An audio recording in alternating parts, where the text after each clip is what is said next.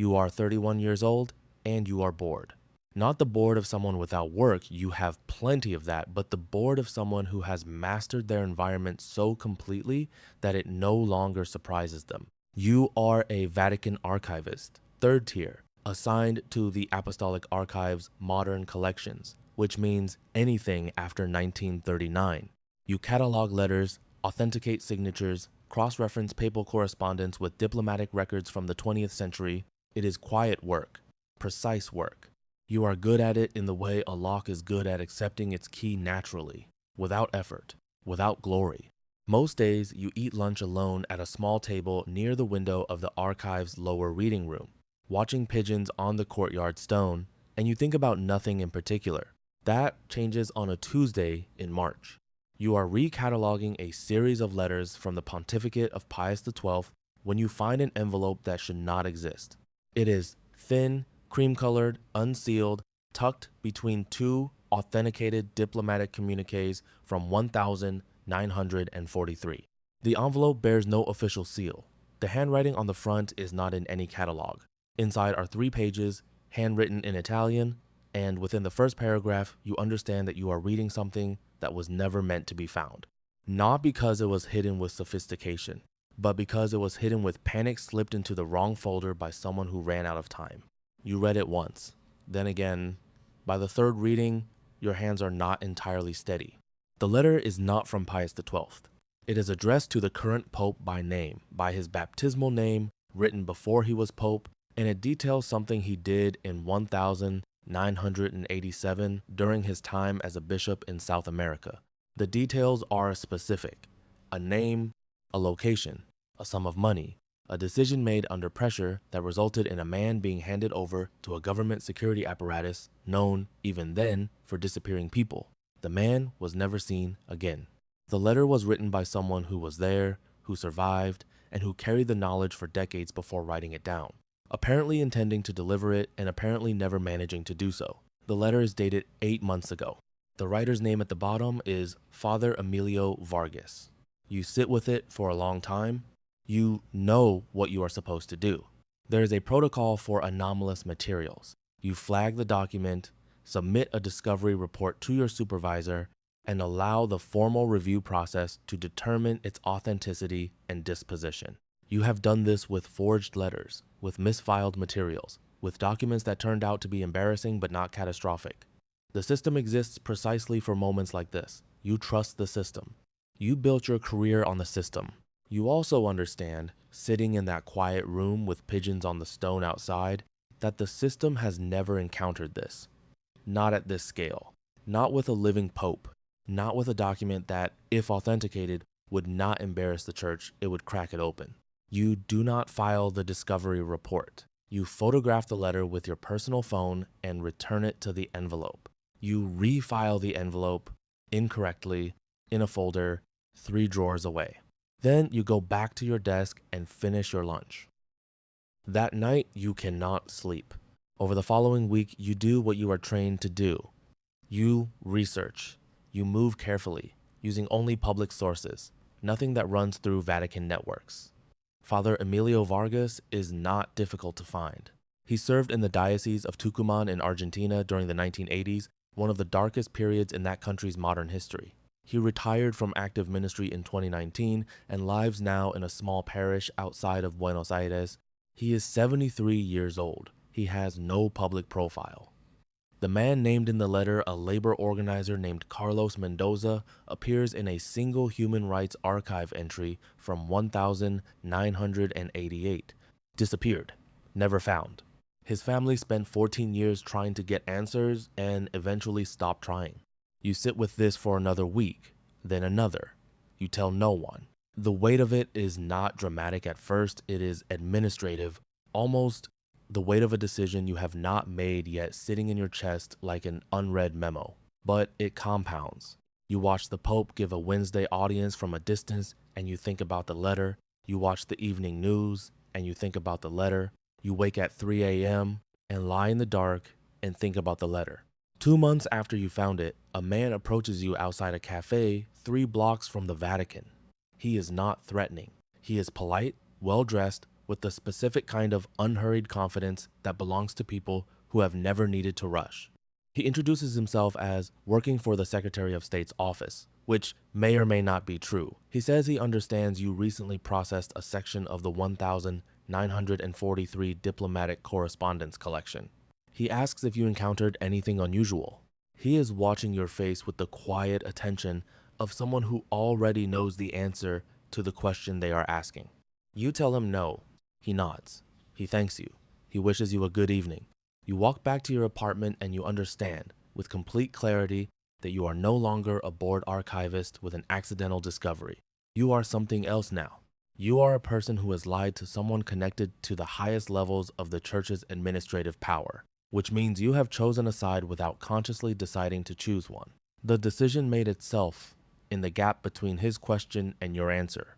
You retrieve the letter the next morning. You keep the photograph on an encrypted drive you buy with cash. You begin to understand that you are now in possession of something that multiple parties want, and that your safety is not guaranteed by innocence, it is guaranteed only by your usefulness, which means you need to understand your position before anyone else defines it for you. You spend the next 3 months becoming someone you were not before. You contact Father Vargas through a layered system of misdirection, a letter sent through a friend in Rome, forwarded to a contact in Madrid, forwarded again.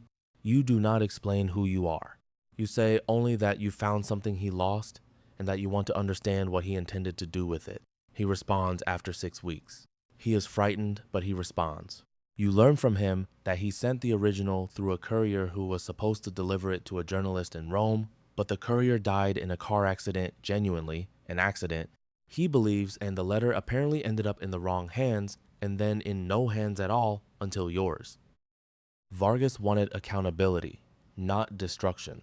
He is a priest, and he is not interested in burning the church to the ground.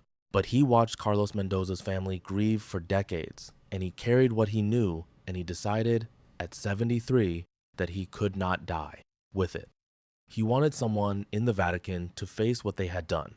He wanted a reckoning that was quiet enough to be possible and real enough to mean something. You understand his position. You are not sure you share it. Because what you have learned in 3 months of careful thinking is that a quiet reckoning is not actually an option. The man in the well-pressed suit from the Secretary of State's office was not the last person to ask you questions. There have been 2 others, both indirect, both deniable. Someone inside the archive flagged the refiling anomaly. The folder you used to hide the letter was noticed, though not opened, because you moved it again before anyone looked. You are moving in a system that is trying to locate something without being able to admit it is looking. The church does not want this letter to exist. The question is whether it wants it destroyed or simply controlled. Those are different problems with different solutions. You make a decision. You contact a journalist not in Rome, not Italian, not Catholic, a woman based in Berlin who has spent a decade covering institutional accountability in religious organizations. You do not send her the photograph. You do not give her anything usable yet. You ask her a single question. If she had documentation of this nature, what would she do with it? And who else would know? Her answer takes 4 days to arrive, and it is careful and it is honest, and it tells you she is someone who understands what she would be holding. You begin a conversation that will last, in short encrypted bursts, for the next several months. What you are doing, you understand, is building leverage, not to destroy anyone, not yet, and maybe not ever. But because you have learned something essential about the position you now occupy, the only thing protecting you is uncertainty. As long as no one knows exactly what you have, where it is, and who else knows about it, you are an inconvenience. The moment you become predictable, you become a problem to be solved. You keep the encrypted drive at a location you do not write down and do not discuss. You keep a second copy with a lawyer in a city you have never visited, transmitted through a method that leaves no digital trail you did not intentionally create. You keep a third copy with a person you trust more than anyone you know, who does not know what it contains, who has instructions to open it only if they do not hear from you on a specific day each month. A year passes, then another. You are still an archivist. You are better at your job than you have ever been, which is partly defensive. A person who is performing normally attracts less attention, and partly because you have found, unexpectedly, that carrying this weight has clarified your mind. You notice things now. You always notice details. That was your job. But now you notice people. You notice patterns in who asks what and when. You notice that the man from the Secretary of State's office was transferred to a posting in South Korea 6 months after your conversation, which might be coincidence and might be punishment for failing to recover what he was looking for. You notice that a small internal review of archive cataloging procedures was commissioned and completed and filed away, which accomplished nothing except confirming that the search has been ongoing and quiet and so far unsuccessful. You notice in the second year that something has changed in the Vatican's approach to its own history. A commission was established to review the church's conduct during certain periods of the Latin American political conflicts of the 20th century. It is not named for Carlos Mendoza. It will not name Carlos Mendoza, but it exists, and it did not exist before. And you know from Vargas, who you have spoken to twice more by now, careful and brief, that a bishop was quietly asked to resign from an advisory position in Argentina. The reason given publicly was age. Vargas says the man had information. Vargas says someone is trying to manage the situation without addressing it. You let that sit. You think about whether that is enough. You think about Carlos Mendoza's family, who do not know anything has changed, because nothing has not for them. You think about Father Vargas, who is 73 and tired and wanted something real. You think about the journalist in Berlin, who checks in every 3 weeks and has never pushed you, never pressured you, just remains present like a door that has not been closed. You think about what accountability actually looks like inside an institution that has survived every crisis in 2,000 years by outlasting it. You think about the difference between a reckoning and a record. You think about whether the letter needs to be published to matter or whether its existence known to the right people, held in the right hands, already does something. You do not have an answer. You have learned to be comfortable without one. What you have instead is position.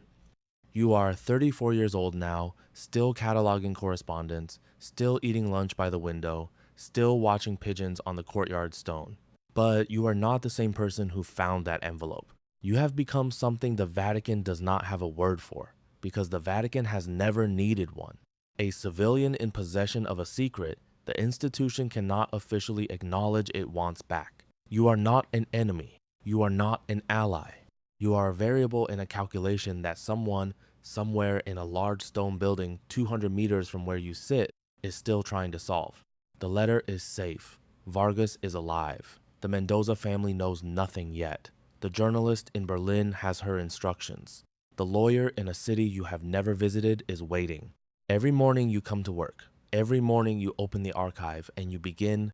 Every morning you know something that no one else in this building knows, and you carry it the way you have learned to carry most things, not dramatically, not easily, but forward. The Pope will give a public address next week.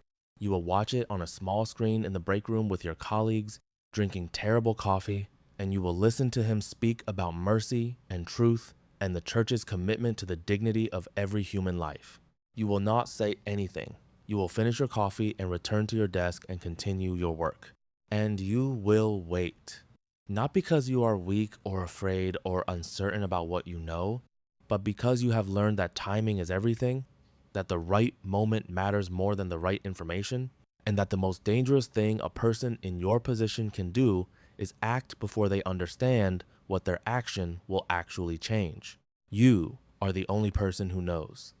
For now, that is enough.